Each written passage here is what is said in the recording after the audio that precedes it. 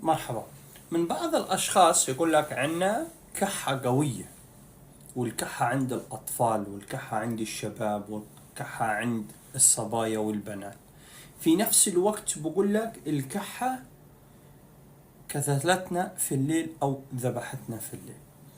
صديقي العزيز، أنا أعطيك حركة تعملها، بس هذا مش دواء، هذا منظم، إنه مسكن بدل الكورتيزون. في نفس الوقت الحركة هذه بدك تعملها في البيت، وانا قلت لك في السابق هنزل لك طب مش موجود في السوشيال ميديا او التواصل الاجتماعي.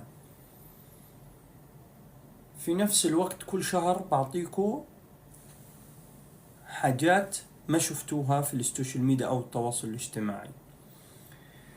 اول ما يجيك الكحة او السعلة، في نفس الوقت انتوا بتسموها السعلة،